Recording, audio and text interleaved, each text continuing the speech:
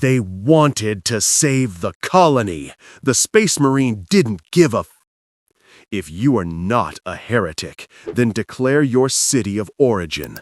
Leave a comment, a like, and subscribe to the Emperor's Glory.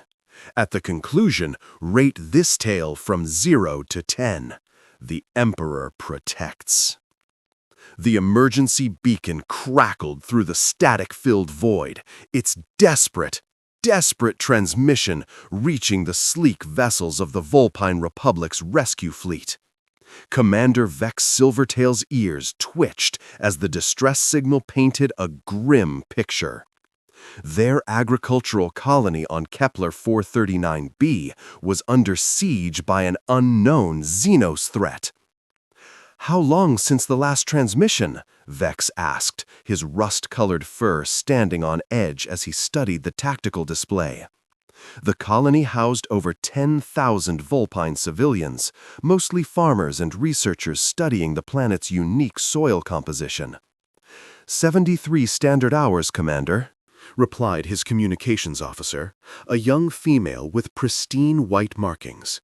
The initial reports mentioned massive reptilian creatures with advanced weaponry. Then, silence. Vex's amber eyes narrowed. In 73 hours, an entire colony could be consumed, enslaved, or worse. The Vulpine Republic prided itself on protecting its citizens, but their response fleet was still 3 days out. By then, they'd likely find nothing but ruins. "Sir," the sensor operator's voice cracked with excitement, "I'm detecting weapons fire on the surface. Someone's still fighting." "Life signs?" "Affirmative, but strange. The readings are confusing. There's definitely Vulpine signatures scattered throughout the colony, but there's something else, something that doesn't match any known species profile."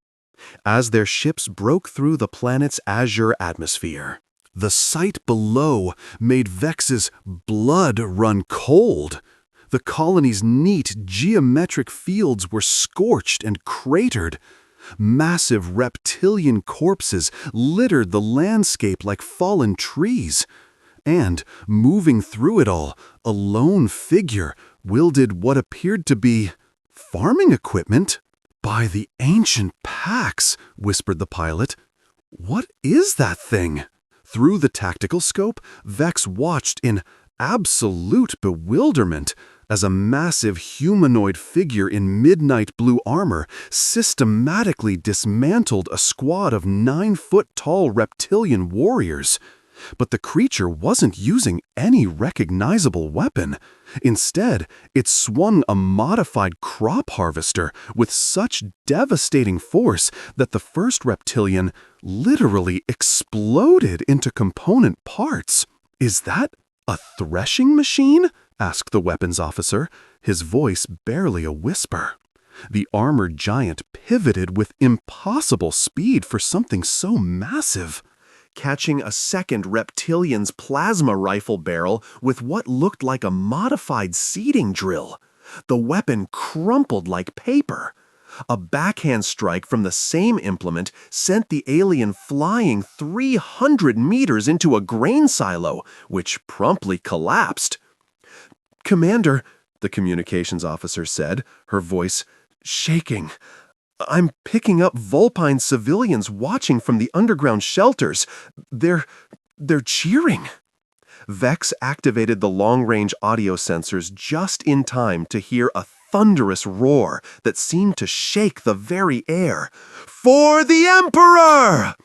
The battle cry was followed by the distinctive whine of what sounded suspiciously like a plasma-powered irrigation system being used as a flamethrower. A group of 12 reptilians attempted to flank the lone warrior, their energy weapons painting bright streaks across the battlefield. The armored figure didn't even turn around. Instead, it activated something on its back. Was that a seed dispersal unit? And suddenly the air filled with what appeared to be explosive fertilizer pellets. The subsequent detonations turned the flanking force into a surprised, What in the seven hells is that monster? Vex breathed. Sir, I'm reading massive biometric signatures. Whatever that is, it weighs approximately 400 kilograms, and its heart rate is barely elevated. It's treating this like a casual exercise.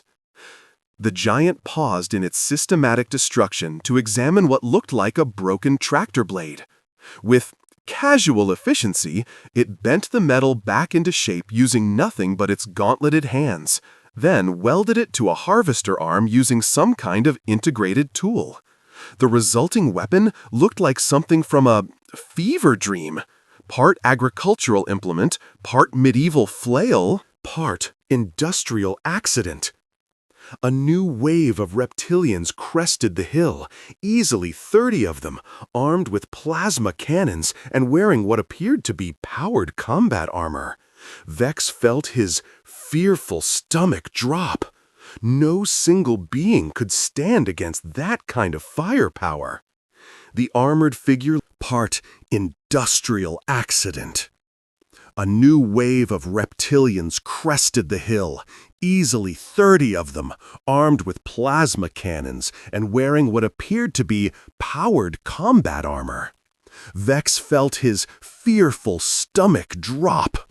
No single being could stand against that kind of firepower. The armored figure looked up at the approaching force, tilted its massive head slightly, then reached for what appeared to be a humble soil pH tester. With movements too fast to track, it began hurling the small devices with such velocity that they punched through the reptilian's power armor like it was made of, surprised, tissue paper. "That's physically impossible," whispered the science officer. "The kinetic force required to achieve that velocity would shatter any normal being's arm." "Well, clearly that's not a normal being," Vex replied, unable to tear his eyes away from the carnage below. "What's our xenological database say about species matching that profile?" "That's the problem, sir. It doesn't match anything in our records. The armor design is completely unknown, and the physical capabilities are beyond what our models consider possible for organic life." The mysterious warrior had finished with the latest wave of attackers and was now doing something that made Vex's tactical mind reel. It was farming, literally. While standing ankle-deep in alien corpses, the giant had activated what appeared to be an automated planting system and was methodically, calm, reseeding the damaged fields. Is it multitasking?" asked the pilot. Before anyone could answer, 3 massive reptilian vehicles crested the horizon, hovering tanks bristling with energy weapons. Their combined firepower could have leveled a city block. The lone warrior looked up from its agricultural activities, let out what sounded suspiciously like an angry sigh, and picked up what had once been a grain combine. What happened next would haunt Vex's dreams for years. The armored figure somehow supercharged the ancient farming machine with its own power systems, transforming it into a walking fortress of spinning blades, plasma cutters, and what appeared to be weaponized wheat threshers. Then it charged! The first tank's main gun fired a beam that should have vaporized anything organic. Instead, the energy simply splashed off the improvised armor plating like water off a duck's back. The warrior leaped, actually leaped, a 400-kilogram figure in full armor achieving a 40-meter vertical jump, and brought the weaponized combine down on the tank's hull. The vehicle didn't just explode, it surprised, disintegrated. "Set us down," Vex ordered, his voice desperate, hoarse with disbelief. "I need to speak with that—" "Whatever it is." "Sir, are you certain that's wise? We have no idea if it's hostile to vulpine life forms." Vex watched as the warrior finished dismantling the remaining tanks, using nothing but a modified irrigation pipe and what appeared to be righteous fury. In the distance, Vulpine civilians were emerging from their shelters, approaching the armored figure with obvious gratitude and awe. "Look at the colonists," Vex said quietly. "They're not afraid. They're grateful. Whatever that thing is, it just saved 10,000 Vulpine lives." He paused, watching as several young Vulpine kits actually ran up to the massive warrior, who knelt down to their level with gentle, surprising gentleness. "And I think we need to know how." As their ship touched down on the battle-scarred field, Vex caught sight of something that made his tactical computer crash. The warrior was teaching a group of teenage Vulpines how to properly maintain a plasma-powered harvester. Its movements were patient, almost professorial, despite the fact that it was still covered in the ichor of its enemies. "Commander," the communications officer called out, "the being is broadcasting on standard Imperial frequencies. Should I translate?" "Imperial? What empire?" "Unknown, sir. The linguistic patterns don't match anything in our database." Vex straightened his dress uniform and checked his sidearm, though after what he'd just witnessed, he doubted it would be remotely useful against their mysterious savior. "Patch me through," he ordered. "Let's see if our hopeful guardian angel speaks Vulpine."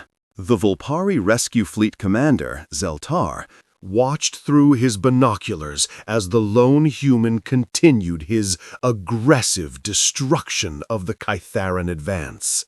The Space Marine had now appropriated a harvesting combine, somehow jury-rigging its grain threshers into a mobile fortress of spinning death. Kytharan warriors fled screaming as their exoskeletons were shredded by agricultural machinery never intended for warfare. "By the Star Fox ancestors!" whispered Navigator Yipka, her ears flat against her skull. "He's using a seed spreader as a grenade launcher!" Indeed, Brother Sergeant Marcus was loading explosive charges into the Combine's seed distribution system, turning crop cultivation equipment into an artillery platform. Each explosive seed found its mark with devastating precision, turning Kytharan battle formations into scattered chitin fragments.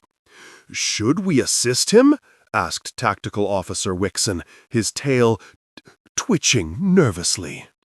Commander Zeltar studied the human's movements. Despite the improvised nature of his weapons, every action was calculated, efficient, brutal. "I don't think he needs our help. But those are our colonists down there." The Vulpari fleet had traveled 3 star systems to rescue Harvest Colony 7, their agricultural outpost that fed 12 worlds. The distress signal had painted a grim picture. Overwhelming Kytharan invasion, colonist population trapped, certain extinction within days. They'd prepared for massive casualties, evacuation protocols, last-ditch defenses. Instead, they'd found one human turning farm equipment into instruments of alien annihilation. Brother Sergeant Marcus finished clearing another sector, his improvised thresher tank grinding to a halt. He dismounted, surveying the carnage with professional detachment. Kytharan bodies littered the grain fields like discarded husks after harvest. The irony wasn't lost on him.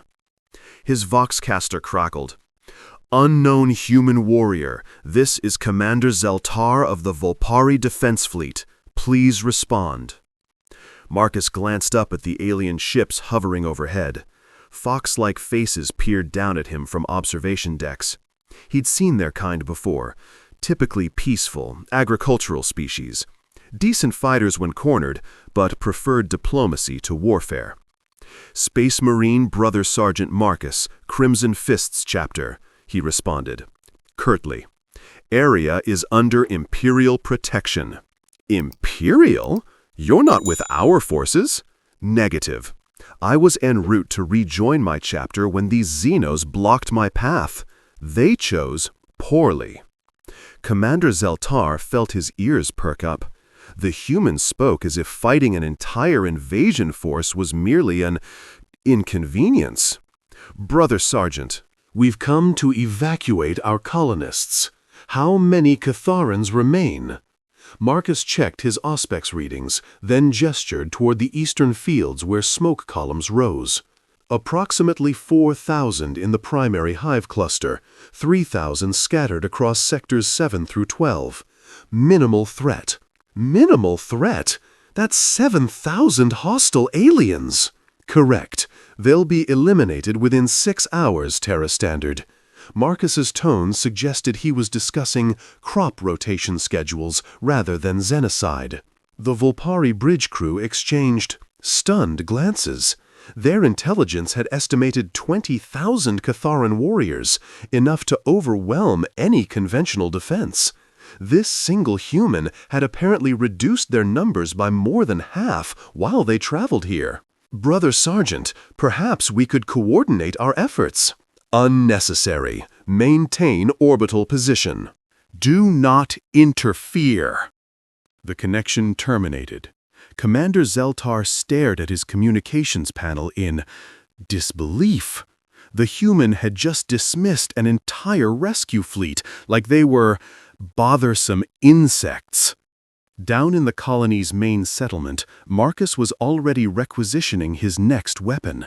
The agricultural processing center housed an industrial grain elevator, essentially a massive vertical conveyor system. With some modifications, it could become a highly effective alien launching device. Colonist Velhara approached cautiously, her silver fur matted with dirt and fear scent. Great warrior, the children are frightened by the sounds of battle. When will it end? Marcus looked down at the small Volpari female. In her arms, she carried a kit barely old enough to walk, its tiny ears trembling. Something flickered across his features, not quite softness, but perhaps recognition of innocence worth protecting. Soon, he said simply. Keep them in the reinforced shelters until I signal all clear.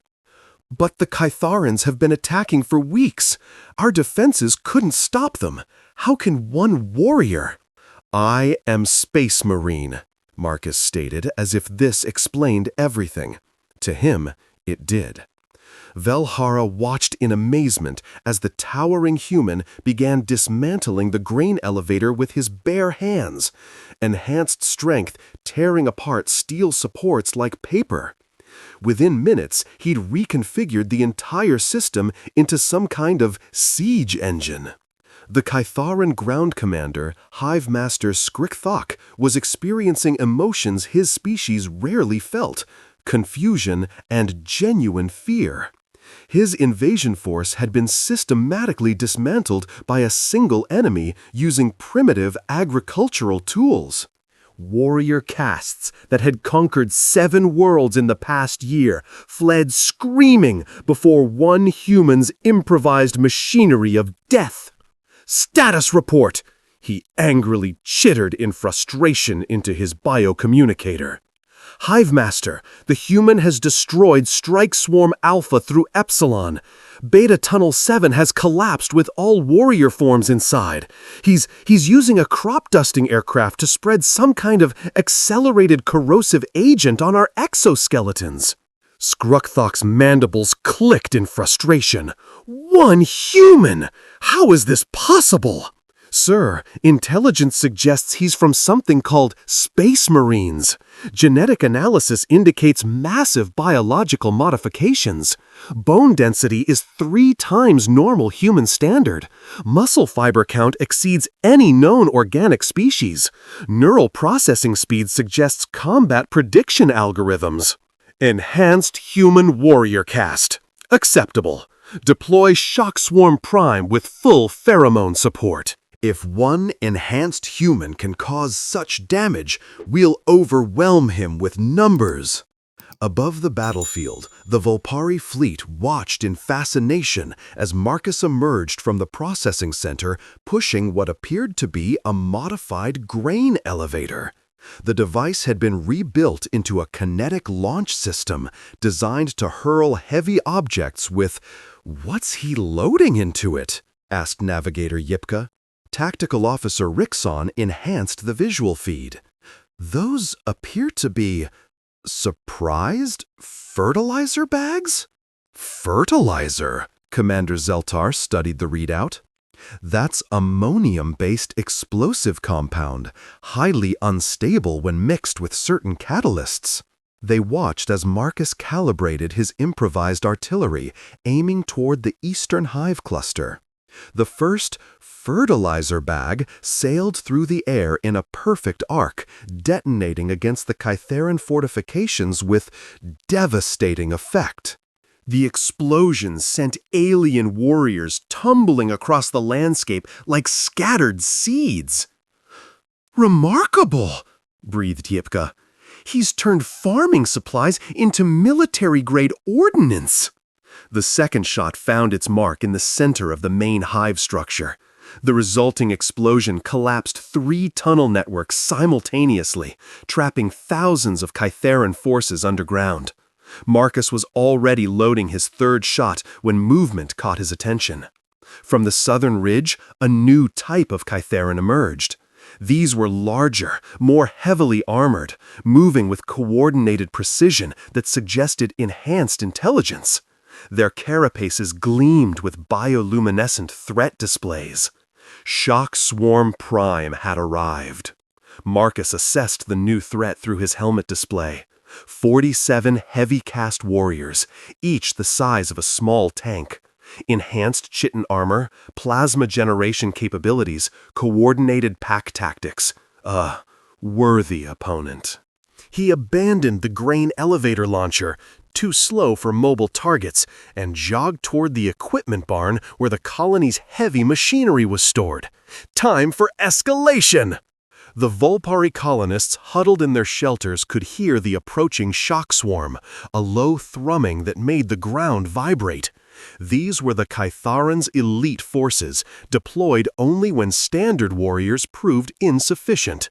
Young Yevon, barely past his naming ceremony, peered through a shelter window. "Mother, the big human warrior has, surprised, something new." Velhara looked outside to see Marcus emerging from the barn, driving the colony's massive combine harvester. But this wasn't the same machine they'd used for crop processing. In the few minutes he'd spent inside, the Space Marine had transformed agricultural equipment into a mobile weapons platform. The harvester's grain-cutting blades had been reinforced and sharpened to monomolecular edges. Its collection hopper now housed what appeared to be a jury-rigged missile system constructed from irrigation pipes and fuel injectors. The entire vehicle was armored with sheets of processed metal siding, turning farm equipment into an aggressive, improvised battle tank. As the shock swarm crested the hill, Marcus gunned the harvester's engine and charged directly toward them, agricultural war machine roaring across the grain fields. The sight was both ridiculous and terrifying. A farmer's tool converted into an instrument of alien destruction by human ingenuity and stubbornness. The first shock warrior fired a plasma burst that struck the harvester's improvised armor, leaving scorched metal but causing no significant damage. Marcus responded by ramming the massive machine directly into the alien, its spinning blades reducing exoskeleton to fragments in seconds. "Impossible," whispered Commander Zeltar from orbit. "That machine wasn't designed for combat operations." Neither was a grain thresher, yet he's used 6 different agricultural tools as weapons, replied Reixon. This human seems to view everything as potential military hardware. Down in the fields, Marcus was proving that assessment correct. The plasma cannon's whine filled the air as Brother Gavrik hefted the massive weapon like it weighed nothing. The Vulpine defenders watched in stunned silence as he casually adjusted the power settings with one hand while scanning the horizon. "Your people fought well," he said without looking at them, his voice carrying that same dispassionate tone. "But you lack understanding of true warfare." Elder Fenix stepped forward, his silver fur bristling with barely contained excitement. "Then teach us, show us how to fight like you do!" The Space Marine's helmet turned toward him with mechanical precision. "No." The single word hit like a physical blow. Fenix's ears flattened against his skull. "But we could help you. We could learn your ways and—" "I do not train Xenos." Gavrik's voice carried the finality of an execution order. "My purpose here is to return to my chapter. You were merely in the path of obstacles that required removal." Vixen stepped up beside her elder, her amber eyes blazing with anger. "Those obstacles nearly wiped out our entire colony. Hundreds of our people are dead because we didn't know how to properly fight the Scarlix." "The weak perish, the strong endure. This is the serious order." The casual brutality of his words sent a chill through the assembled Vulpines. They had watched this being tear through their enemies with agricultural tools, had seen him shrug off wounds that would have killed a dozen of their warriors, had witnessed him face impossible odds with nothing but grim determination. And he saw their near extinction as merely inconvenient. Fenix tried again, desperation creeping into his voice. "Please, honored warrior, our cubs, our families, are not my concern." Gavrik checked his plasma cannon's power cell with practiced efficiency. The Scarlix advance force has been neutralized. Their main fleet will not arrive for several solar cycles.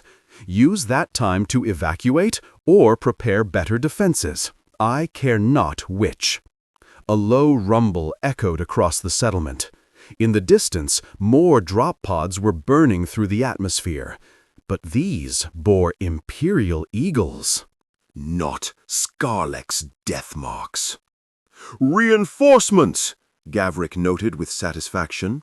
"The astropathic beacon I activated has brought my battle brothers. Good! We can depart this system within the rotation." The Vulpines exchanged worried glances.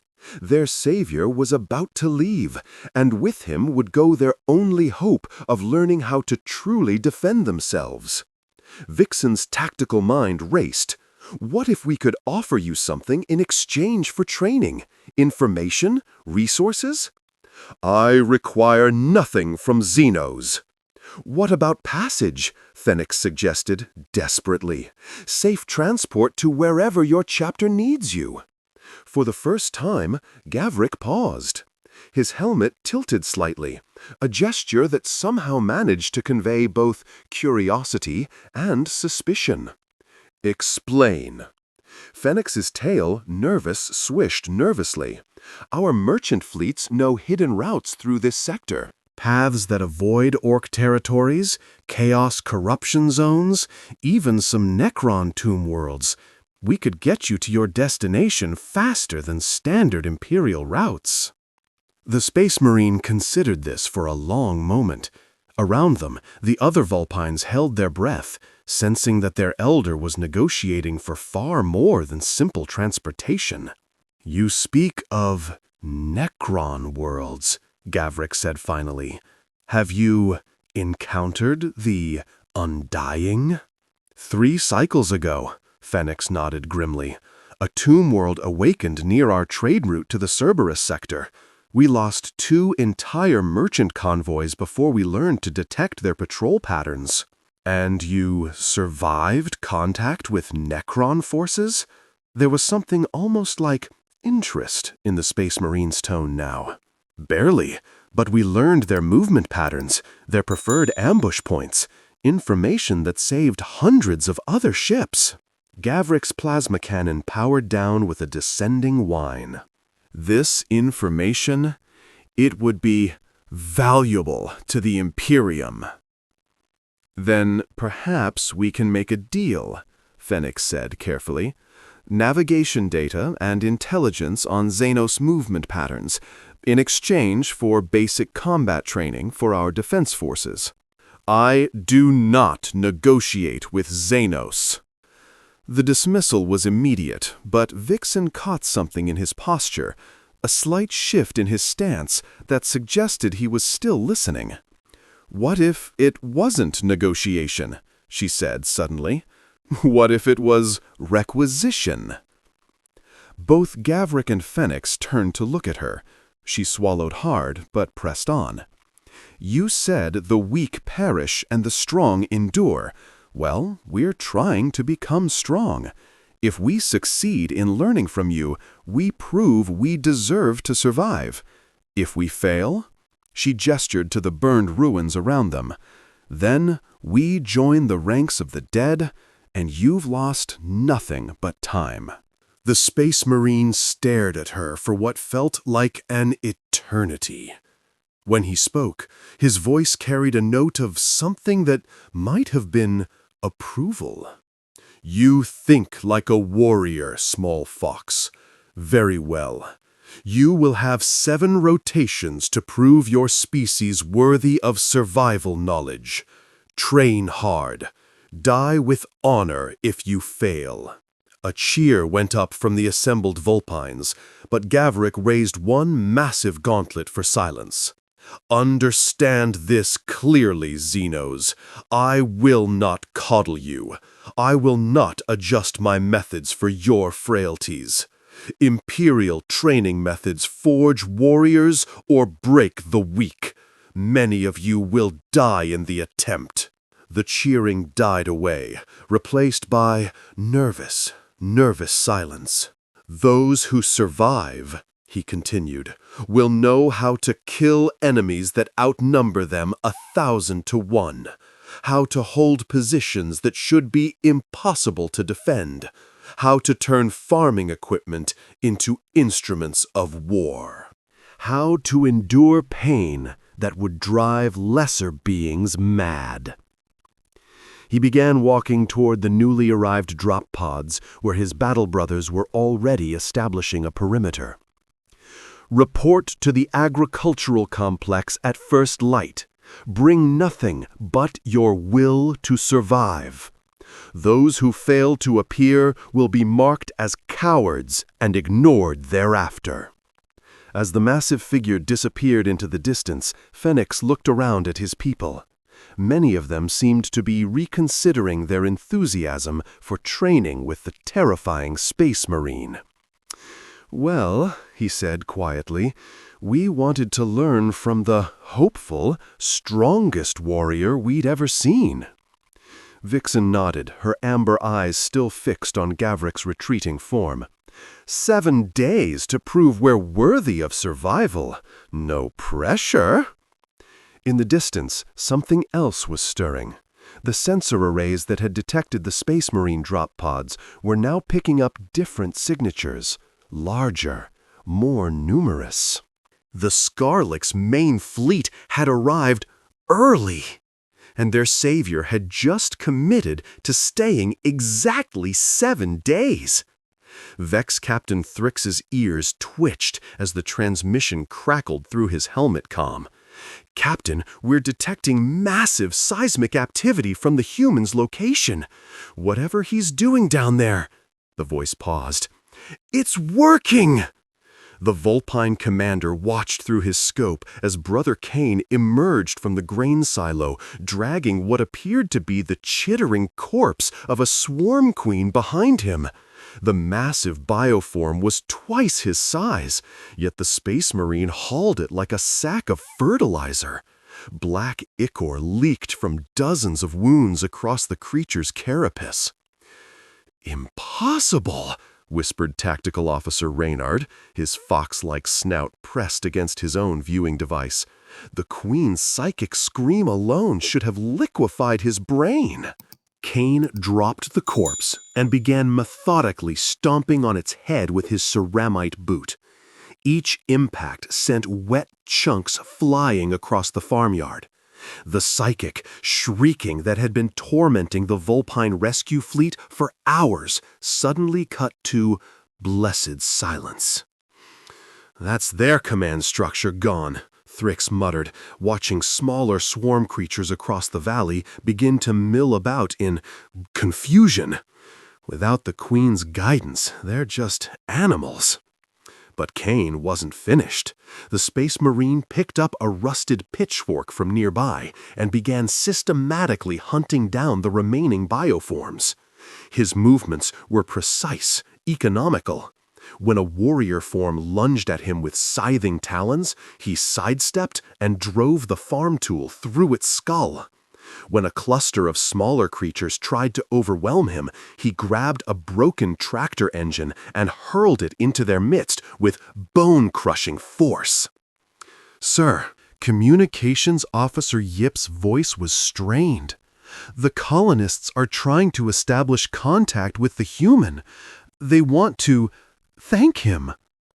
Thrix's whiskers twitched with playful amusement as he watched the scene unfold. Through his enhanced optics, he could see elderly Vulpine farmers emerging from their bunkers, approaching the blood-soaked warrior with obvious reverence. One of them, a silver-furred patriarch, extended a traditional offering of bread and salt. Kane looked down at the small fox person with visible confusion. The colonist chattered excitedly in Vulpine, gesturing to the dead creatures scattered across his farm. Brother Kane's helm turned toward the offering, then toward the corpses, then back to the farmer. "Does he understand Vulpine?" Reynard wondered aloud. Their answer came when Kane shook his head curtly and walked away, leaving the confused colonist standing with his ceremonial offering. The Space Marine began collecting weapons from fallen bioforms, examining each with clinical interest. "Rude," Yip commented. "No," Thrix correctly, his tactical mind already understanding. "Practical. He's not here for glory or recognition." More colonists emerged, and soon a small crowd had gathered. They chattered among themselves, clearly discussing the warrior who had single-handedly broken a swarm infestation. One of the younger farmers, a vixen with elaborate facial markings that indicated minor nobility, approached Kine directly. She spoke in accented Imperial Gothic. "Great warrior, we are honored by your presence. Please allow us to host you. Our finest den, our best food." Kine didn't even look up from the bio-rifle he was examining. "Negative. Continuing mission." "But surely you require rest." "Medical attention?" The vixen gestured to the numerous tears in his armor where creature claws had found purchase. "Negative." The crowd of Vulpines exchanged glances. Their body language spoke of confusion and growing offense. In their culture, refusing hospitality was a grave insult. Elder Greysnout, the patriarch who had first approached, stepped forward again. His artificial translator rendered his words in clipped Imperial Gothic. "Young warrior, perhaps you do not understand. You have saved our colony. This creates obligations, honor debts that must be satisfied." For the first time since the slaughter began, Kane stopped what he was doing. He turned to face the assembled colonists, and even through his helmet's vox grill, his angry exasperation was audible. Listen, foxes, I'm not here to save your colony.